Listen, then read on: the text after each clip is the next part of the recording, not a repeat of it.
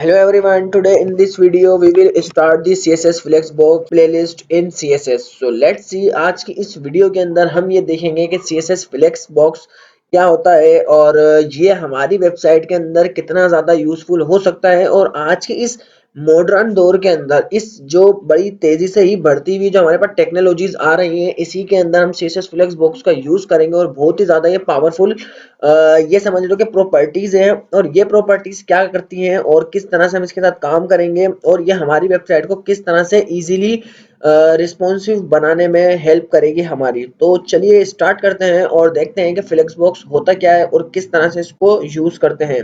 तो ये जो मैं पूरी एक प्लेलिस्ट बनाने वाला हूँ, ये इस प्लेलिस्ट के अंदर 6 से 7 वीडियोस हमारे पास आने वाली है फ्यूचर के अंदर। तो यहाँ पर हम देखेंगे, ये हमारी एक फर्स्ट वीडियो है और फर्स्ट वीडियो के अंदर इसका हम इंट्रोडक्शन देखेंगे और ये देखेंगे कि किस तरह से CSS फ्लेक्स को हम यूज करेंगे, किस तरह से हम अपने सारे बॉक्सेस को कंटेनराइज करेंगे और इसको हम रिस्पॉन्सिव तरीके से भी यूज कर सकते हैं। तो चलिए इसका इंट्रोडक्शन देखते हैं। यहाँ पर मैंने एक वर्ड यूज किया हुआ है, CSS फ्लेक्स बॉक्स रिवोल्यूशनाइजिंग लेआउट्स। ठीक है, तो ये एक बहुत ही ज्यादा मतलब डिफिकल्ट वर्ड लगेगा आपको। इसका मतलब ये है कि मतलब हमारे पास एक बहुत ही ज्यादा मॉडर्न टेक्नोलॉजी है, इसके अंदर हम यूज करने वाले हैं learn the basic benefit and practical usage of flexbox in CSS। So let's see, यहाँ पर हम देखते हैं कि हमारे पास CSS फ्लेक्सबॉक्स होता क्या है। ठीक है, what is CSS flexbox, definition हम इसकी जान लेते हैं। Flexbox flexible box layout. ठीक है, ये हमारे पास फ्लेक्सिबल बॉक्स लेआउट होता है। is a CSS layout model design। ठीक है, model design for efficient space distribution and alignment of item in a container। इस बात का मतलब क्या है, देखो इस बात का मतलब ये है, हमारे पास अगर CSS फ्लेक्स बॉक्स को यूज करते हैं तो एक हमारे पास मॉडर्न टाइप का डिजाइन बनाएगा जो कि बहुत ही ज्यादा एफिशिएंट होगा। ठीक है, और यहाँ पर हमारे पास अलाइनमेंट करने के लिए हमें सारे आइटम को एक कंटेनर में रखना पड़ेगा। अब ये कैसे रखेंगे, क्या होगा, इसको अभी समझते हैं। इसको यूज करने का मकसद क्या है, पर्पस की बात करते हैं। पर्पस मतलब कि इसको यूज करने का मतलब क्या हुआ, क्यों यूज करेंगे, कोई खास कोई वजह इसकी। देखो, सिंप्लीफाइज लेआउट क्रिएशन, यहाँ पर जो है बहुत ही सिंपली तरीके से एक लेआउट क्रिएट होगा, perfect for responsive and dynamic design. बात समझ रहे हो, एक परफेक्ट डिजाइन बनेगा जो कि रिस्पॉन्सिव होगा बहुत ही ज्यादा। नेक्स्ट हमारे पास यहाँ पर वाई यूज फ्लेक्स बॉक्स, कि हम फ्लेक्स बॉक्स ही क्यों यूज करें। सो हमारे पास फ्लेक्स बॉक्स यूज करने के कुछ रीजंस हैं, जैसे कि simplifies horizontal and vertical alignment. यहाँ पर यानी कि आसानी तरीके से हॉरिजेंटली और वर्टिकली अलाइनमेंट हम इजी कर सकते हैं। ठीक है, creates flexible and responsive layouts. अब यहाँ पर बहुत ही आसान तरीके से हम एक फ्लेक्सिबल और रिस्पॉन्सिव वेबसाइट डिजाइन कर सकते हैं। Eliminates the need for float and clearfix hacks. यहाँ पर मतलब हम अपनी जरूरत के मुताबिक किसी भी चीज को फ्लूट कर सकते हैं बहुत ही क्लियर तरीके से। And excellent browser compatibility. Excellent browser compatibility का मतलब ये है कि हर ब्राउजर इसको आज के इस टाइम के अंदर सपोर्ट करता है। ठीक है, अब यहाँ पर जो है स्टोरी इसकी चेक कर लेते हैं। CSS फ्लेक्स बॉक्स की हिस्टोरी क्या है। स्टोरी मतलब जैसे कि फर्स्ट टाइम पे जब ड्राफ्टेड हुआ, यानी जब बनाया गया तो 2009 यानी कि 2009 के अंदर हमारे पास इसका इंट्रोड्यूस करा गया।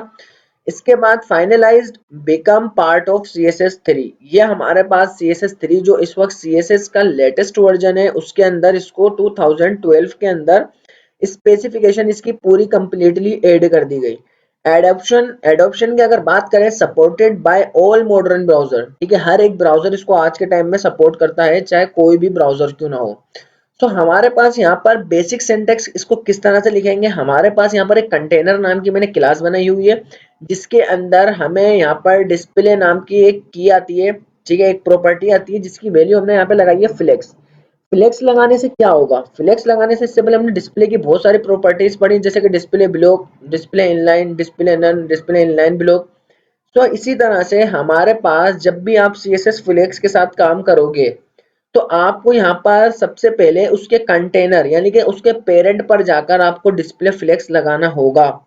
तो ये करेगा क्या, नीचे यहाँ पर मैंने एक लाइन लिखी हुई है, टर्निंग एनी यानी कि सारी चीजों को टर्न कर देगा किसी भी यानी कि container into a flex container with display flex.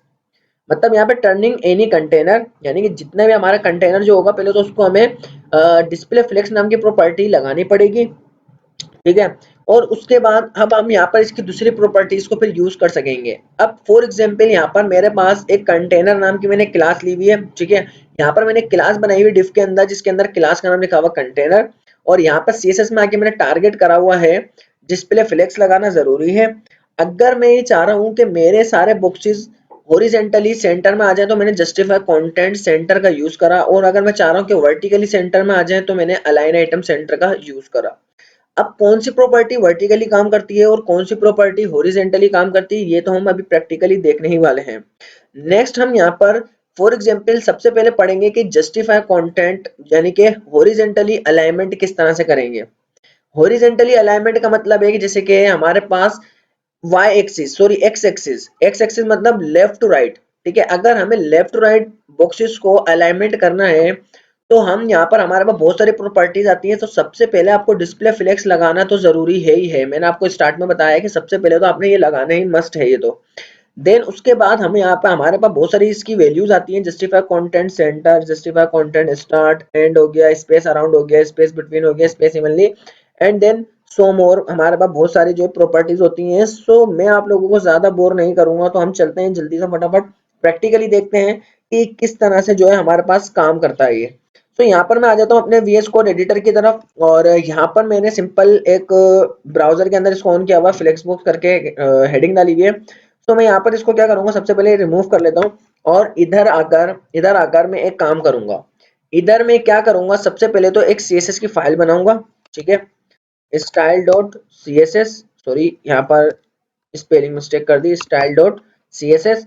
और अब इस फाइल को यहाँ पर आके फटाफट से लिंक करूंगा, और लिंक करने के बाद मैं यहाँ पर इधर आकर डॉट कंटेनर, देखो याद रखो याद रखो कि CSS फ्लेक्स जब भी आप लगाओगे, CSS फ्लेक्स के साथ आप जब भी काम करोगे, याद रखो आपको CSS फ्लेक्स हमेशा उसके पेरेंट पर लगानी होगी। फॉर एग्जांपल मेरे पास एक डिव है जिसमें क्लास रखी हुई है बॉक्स, ठीक है। अगर आप चाह रहे हो कि ये जो आपका बॉक्स है, अगर आप चाह रहे हो, मैं एक इसकी स्टाइलिंग कर लेता हूँ, चलो पहले मैं इसकी एक स्टाइलिंग कर लेता हूँ। मैंने बोला यहाँ पर डॉट बॉक्स, ठीक है, डॉट बॉक्स, और यहाँ पर इसकी मैं एक हाइट दे देता हूँ 200 पिक्सल, और एक यहाँ पर इसकी विड्थ दे देता हूँ, यहाँ पर एक इसकी विड्थ दे दी 200 पिक्सल, और एक मैंने यहाँ पे लगा लिया border 2 pixel, 2 pixel solid red colour का, ठीक है। अगर अभी हम बाहर जाते हैं तो मेरे पास बॉक्स बनकर आ रहा है। अगर मैं ये चाह रहा हूँ कि जो मेरा बॉक्स है ये स्क्रीन के इस तरह हॉरिजेंटली सेंटर में इस जगह पर आ जाए, ठीक है, या इस जगह स्क्रीन के सेंटर में आ जाए, तो आपको अगर इस बॉक्स को सेंटर में लाना है तो आप क्या करोगे, इसके पेरेंट पर जाओगे, ना कि आप इस बॉक्स के साथ तो आप काम ही नहीं करोगे, आपने इसके पेरेंट पर जाना है। अभी इस वक्त इसका पेरेंट कौन है, बॉडी, ठीक है, इस वक्त इसका पेरेंट कौन है, बॉडी। अगर ये मेरे पास नहीं होता तो मैं यहाँ पर एक क्लास बना लेता हूँ। अगर मान लो मैं बॉडी के साथ काम नहीं करना चाह रहा, मैं इधर आके फिर क्या करूंगा, एक क्लास लूंगा, आप किसी भी नाम से दे सकते हो, एक अच्छी प्रैक्टिस है कंटेनर ले लो, ठीक है, उसमें बॉक्स को रख दो। देखो जरूरी नहीं है कि आप कंटेनर लो, कंटेनर मतलब कि सारे जितने भी उसके बॉक्सेस होंगे वो सब कंटेनर के अंदर होंगे, मतलब एक नेमिंग कन्वेंशन, एक बेस्ट प्रैक्टिस है ये, जबरदस्ती नहीं है, कोई जोर जबरदस्ती नहीं है आपके साथ, ठीक है। अब यहाँ पर अगर आप चाह रहे हो कि बॉक्स आपका सेंटर में आ जाए तो आप CSS फ्लेक्स जब लगाओगे कंटेनर पे लगाओगे। अगर आप चाहते हो कि आपका पूरा कंटेनर स्क्रीन के सेंटर में आ जाए तो आप CSS फ्लेक्स कंटेनर पे नहीं बल्कि आप लगाओगे बॉडी के ऊपर। तो याद रखो CSS फ्लेक्स हमेशा लगती है बॉडी के ऊपर, ठीक है।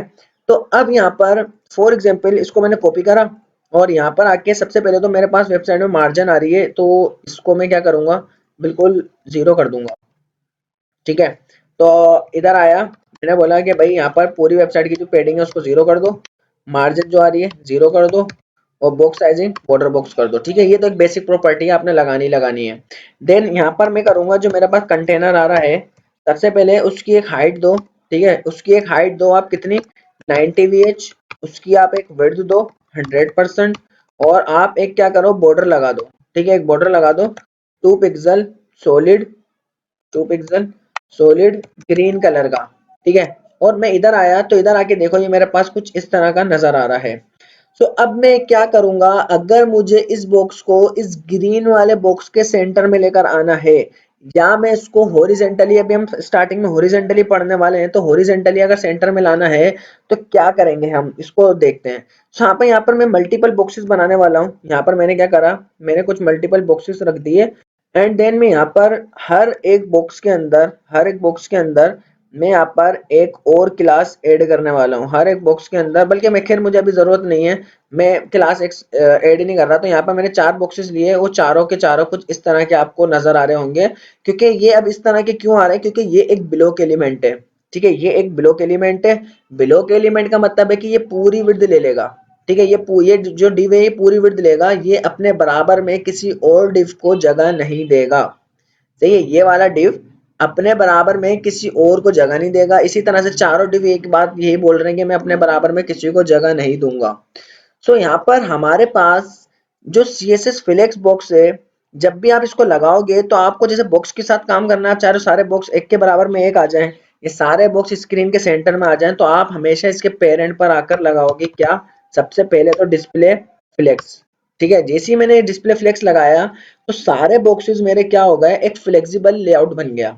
एक क्या हुआ, फ्लेक्सिबल लेआउट बन गया। इससे क्या होगा, इससे ये होगा कि जैसे ही मैं इसको रिस्पॉन्सिव करने की कोशिश करूंगा, मैं यहाँ पर आता हूँ, इंस्पेक्ट करता हूँ, और अब यहाँ पर आप देखो, जैसे ही मैं इसको रिस्पॉन्सिव करने की कोशिश करता हूँ, ये देखो, इसको ऐसे करा, और इसको जो है थोड़ा सा 75%, ठीक है।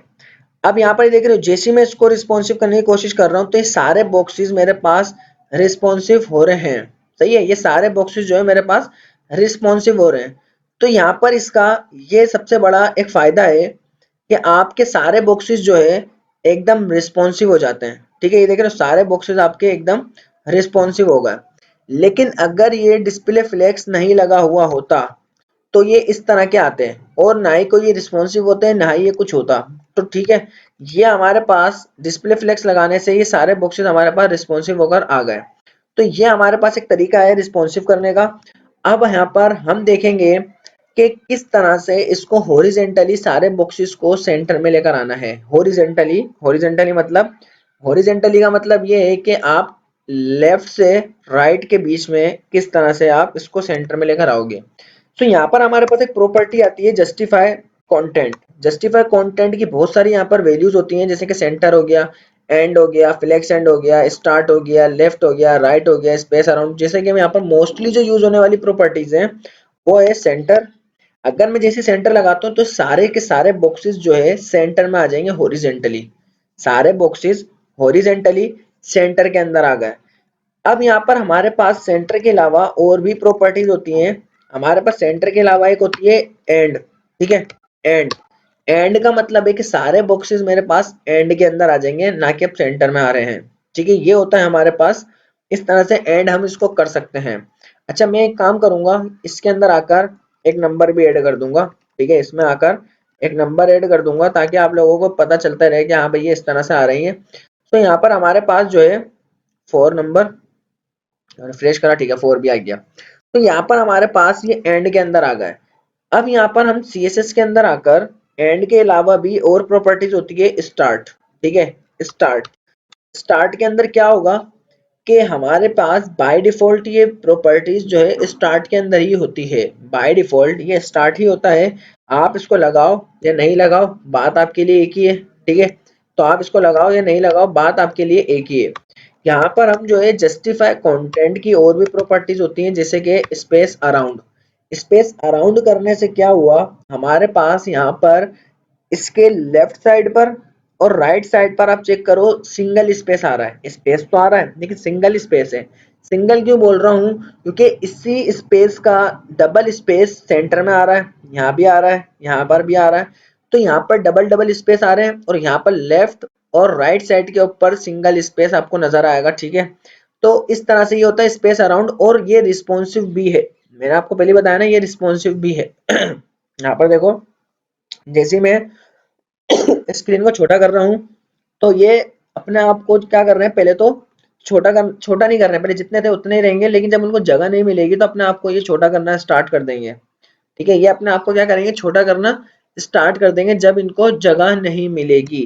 तो ये हमारे पास जो है जस्टिफाई स्पेस अराउंड होता है। इसके अलावा हमारे पास इसकी और भी बहुत सारी वैल्यूज हैं। Justify content space between.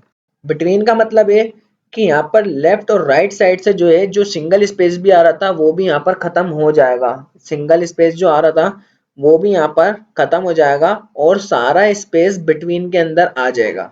ठीक है, सारा स्पेस बिटवीन में आ जाएगा। ये होता है स्पेस बिटवीन। और इसी तरह से हमारे पास एक होता है स्पेस इवनली। ठीक है, स्पेस इवनली।